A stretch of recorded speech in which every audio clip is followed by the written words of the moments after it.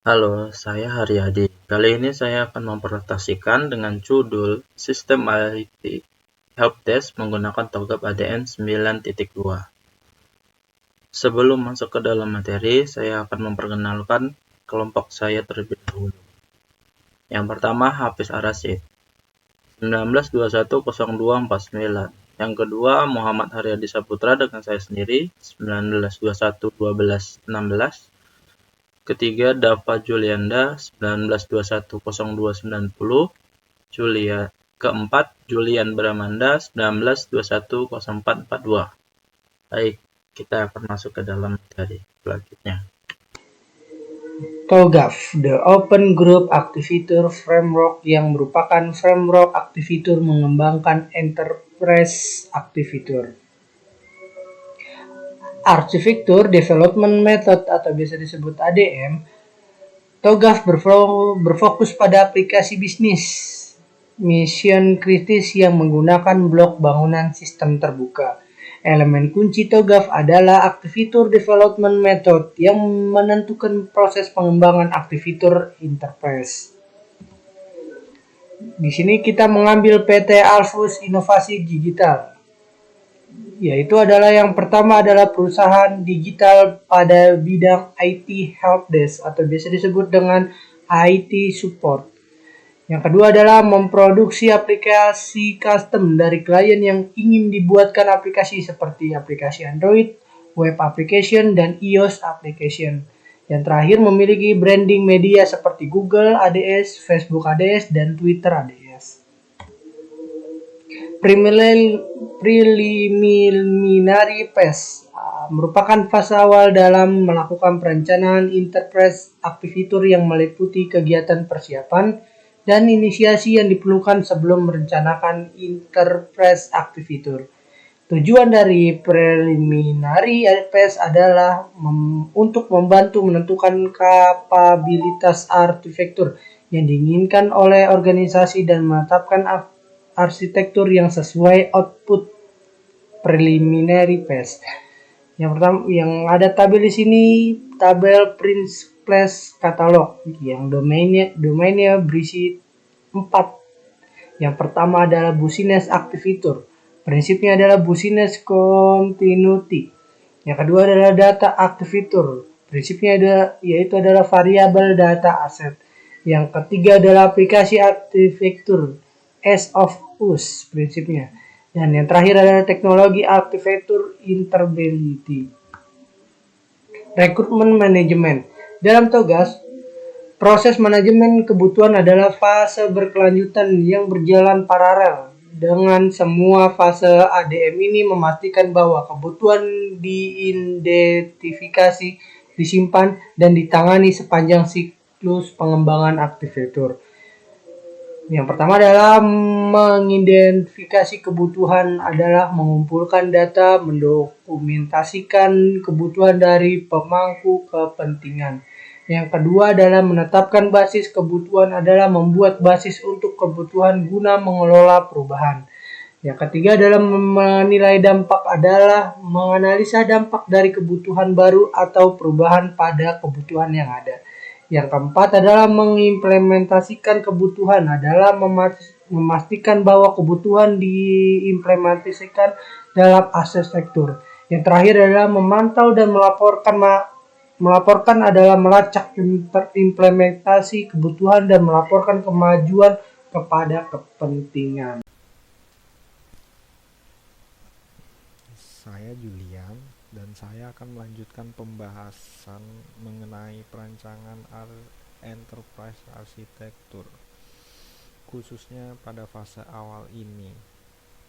Apa itu fase awalnya? Yaitu arsitektur vision.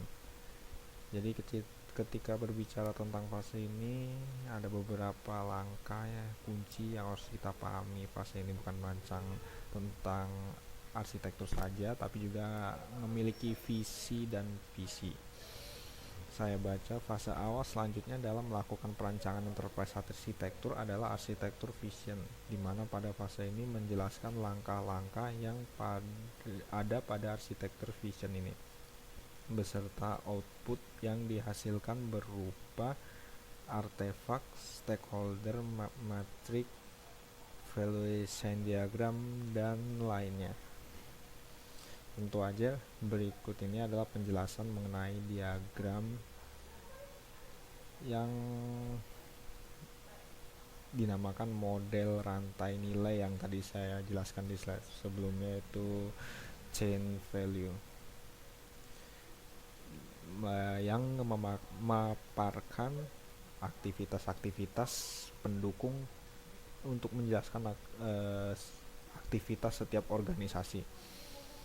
Yang pertama, primary aksi activity, yaitu inbound logistik atau logistik masuk. Jadi aktivitasnya learning, expert innovation, dan research. Penjelasannya mencakup semua aktivitas yang berhubungan dengan penerima, penyimpanan, dan Pas B ada bisnis arsitektur. Bisnis arsitektur adalah fase pertama dalam perancangan enterprise arsitektur pada TOGAF ADM. Bisnis arsitektur menjelaskan kebutuhan perusahaan saat mengimplementasikan proses bisnis untuk mencapai target. Pada fase ini juga menjelaskan dan menggambarkan bagaimana bisnis yang ditargetkan perusahaan dapat berinteraksi satu sama lain. Proses business execution provisioning yang melibatkan IT support dan user. Proses ini menggambarkan proses IT support mendapatkan case report dari klien untuk menyelesaikan masalah terkait teknologi yang bermasalah dan menyelesaikannya. Proses business service responsibilities ini menggambarkan proses IT support menanggapi pelayanan reguler yang dimana masalah itu selalu terjadi. IT support sudah mengupayakan namun gagal, kemudian memberitahukan ke pimpinan untuk memberikan masukan informasi terhadap case yang dialami. Jika sudah menemukan solusi dan menyelesaikan masalah, akan diterbitkan tagihan untuk pelayanan. Lalu ada pasca, yaitu Information System Architecture. Information System Architecture merupakan fase ketiga dari perancangan enterprise arsitektur menggunakan TOGAF ADM. Pada fase ini, mengembangkan arsitektur sistem informasi berdasarkan arsitektur bisnis. Fase informasi sistem arsitektur terdiri dari dua arsitektur, yaitu data arsitektur dan application arsitektur. Yang pertama ada data arsitektur. Data arsitektur menggambarkan pengelolaan data yang diperlukan dalam perancangan enterprise arsitektur dan pemenuhan kebutuhan yang telah dianalisis pada fase sebelumnya, yaitu fase bisnis arsitektur. Tujuan dari fase data arsitektur adalah untuk mengidentifikasi entitas data seperti tipe data dan sumber data yang dibutuhkan untuk mendukung proses bisnis. 2. Aplikasi arsitektur. Aplikasi arsitektur menjelaskan mengenai perancangan aplikasi, hubungan aplikasi dan data serta terkaitan dengan proses bisnis yang terdapat pada fungsi IT support. Dalam aplikasi arsitektur terdapat tabel sebagai berikut. Physical Application, SILOG atau Sistem Layanan Logistik, dengan deskripsi aplikasi berbasis web yang digunakan untuk mempermudah pengadaan tools yang akan diberikan dari procurement ke IT support dan sebaliknya. Untuk mengembalikan tools apabila user sudah tidak bekerja di perusahaan, maka tools akan dikembalikan dari pihak IT support ke procurement.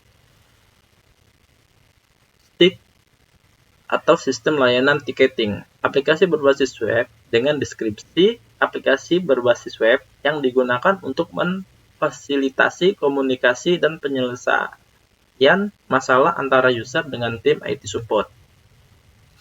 SILAK atau Sistem Layanan Akun, dengan deskripsi aplikasi berbasis web yang digunakan untuk memfasilitasi user dalam mengajukan perbaikan atau maintenance terhadap tools baik software maupun hardware kepada IT support.